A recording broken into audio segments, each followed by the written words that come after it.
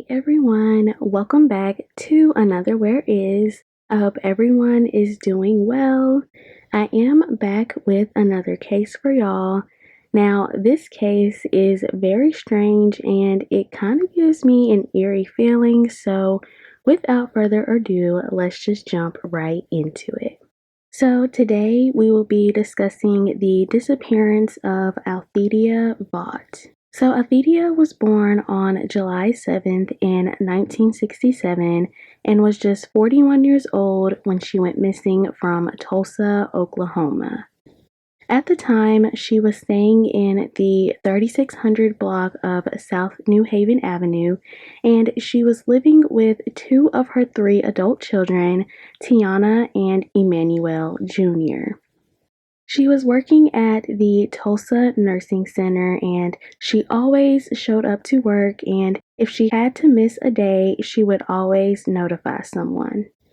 Her daughter Tiana says that Althedia always provided for her and her siblings. If she didn't have it at the time, she would always find a way to get whatever her children needed. Now, at the time, her daughter Tiana was 9 months pregnant with her first child, which was a boy, and Althedia was so excited for the arrival of her grandson. Now, unfortunately, that is pretty much all of the information we have as far as the background on Althedia, so let's just get into the disappearance.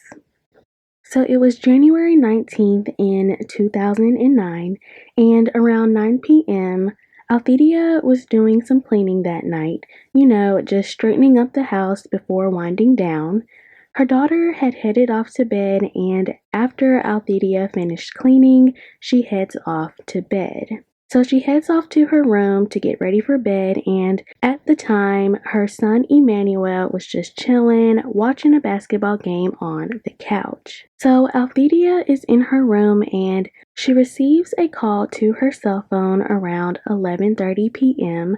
Now, her son Emmanuel did say that he did hear her phone ring, and he says that he didn't really hear Althedia say much on the phone, and he didn't really hear her say where she was going, and just moments after she receives the call, Althedia leaves her home in her green Infiniti without notifying any of her children as to where she was going late that night. Her daughter Tiana says that Althedia would normally let them know if she needed to go anywhere. Now, we know Emmanuel was up watching TV and heard his mother on the phone, but he says that he doesn't remember hearing her car start.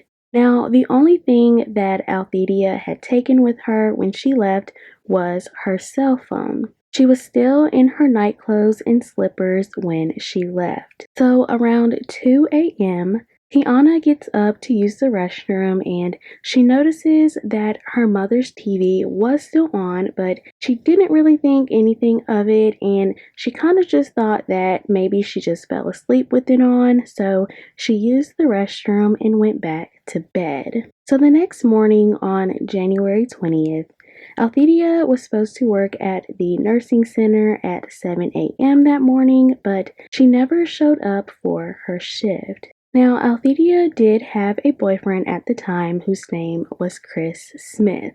So that same day, Chris hadn't heard from Althedia. She hadn't been answering her phone, so around 1 p.m., he decided to reach out to Tiana and let her know that Althedia hadn't been answering her phone and to see if she had made it to work that day.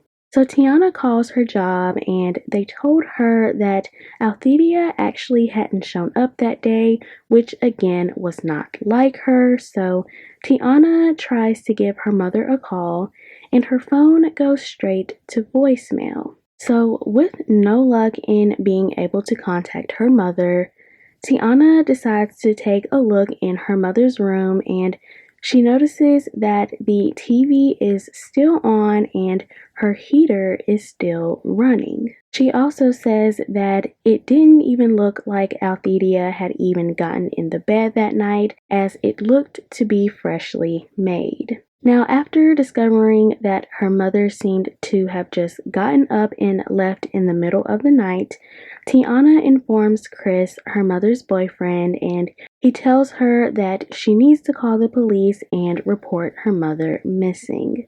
So Tiana decides to wait to see if her mother returns home. So she waits a few hours and it begins to get later and later with no sign of her mother, and that's when Tiana calls the police and reports her mother missing. Now, within hours of Tiana reporting Althedia missing, Detective Marcus Harper begins working on her case right away, which is amazing to hear because we all know that urgency when it comes to certain cases is just not a thing. So I was glad to hear that her case was being taken seriously because time is literally of the essence when it comes to missing person cases.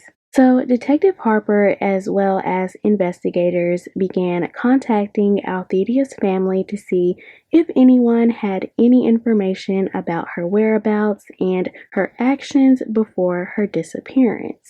They also questioned Althedia's neighbors to see if someone possibly saw Althedia the night she disappeared, if she had been in contact with anyone, but no one seemed to know where she was. So detectives decide to head to her job at the nursing facility to see if anyone knew anything about her whereabouts, and none of her coworkers knew where she was, and again, they told detectives that it was not like Althedia to miss work.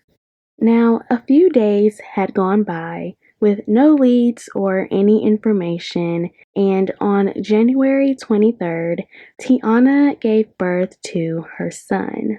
Now, what's strange is on the 24th of January, the police found Althedia's car, which was a 1995 green Infiniti J30, parked in the Hillcrest Medical Center's parking garage, but no Althedia.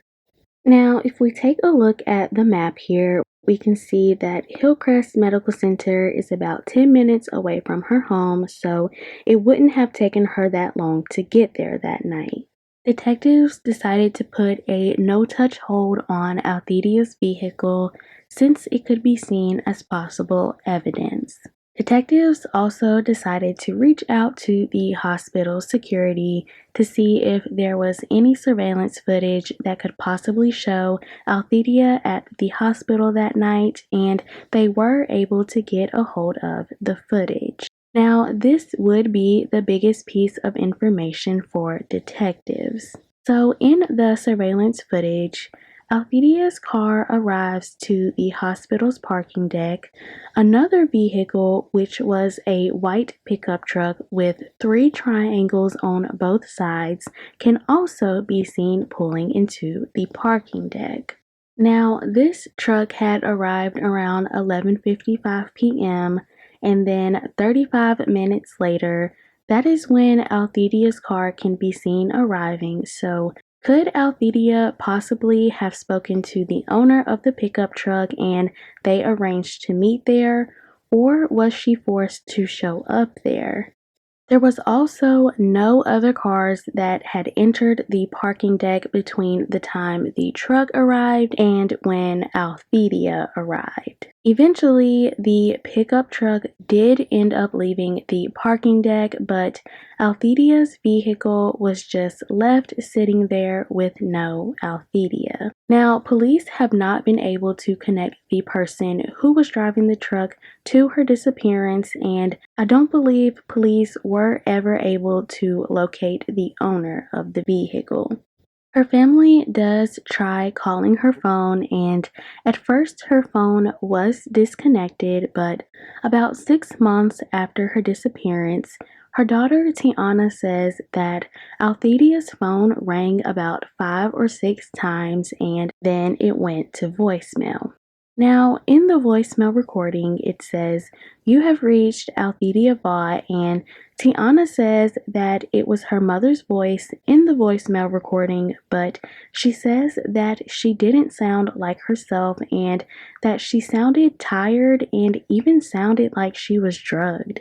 So she says that they decided to call back again, and when they did, a man by the name of David answered the phone, and he tells her that he had actually gotten the phone from Cricket and that he couldn't get the voicemail that Althedia created off of the phone. So Tiana did end up calling the police and telling them what happened, but unfortunately, pretty much that's where the case ends. So, who could have possibly gotten her to leave her home so quickly without even throwing on some regular clothes and not even letting her family know where she was going? Her family does believe that the call that Althedia received that night is connected to her disappearance. Now, this is obviously the most widely believed theory regarding this case, but I'm curious to know if anyone looked into her phone records to possibly see who had called her that night and to track that number down. I feel like if police did look into her phone records, that would be a huge piece of information in solving this case. We know that her daughter Tiana said that someone by the name of David answered the phone and that he got it from Cricket and couldn't get the voicemail off. But if you got the phone from Cricket, wouldn't they have like completely reset and wiped the phone so that it's basically new again? Like her voicemail would not still be on there, would it?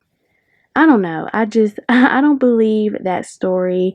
I believe whoever this David is possibly knows what happened to Althedia.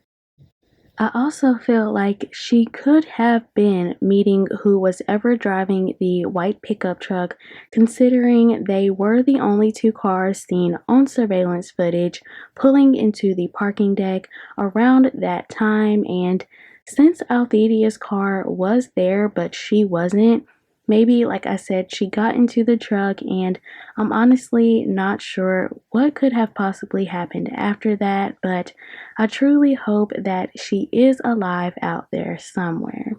Now, police believe that foul play may be involved in this case. However, her family believes that she is still alive, and I hope that we can bring her home together. Now, at the time of her disappearance, Althedia was 41 years old, and if alive, she would be 54 years old. She is African American with black hair and brown eyes. At the time of her disappearance, she stood at 5'7" to 5'8" and weighed about 150 pounds. She was last seen wearing pajamas and her house slippers, and she has pierced ears. If you have any information, you can contact the Tulsa Police Department at 918-596-1221. I would really like to know what you guys think about this case. I would really love to hear some of your theories. Again, her family just hopes and prays that they can get more answers for where she could possibly be or answers for what happened that night. Well, that is it for me today, you guys. I hope everyone has an amazing day, and I will see you in the next one.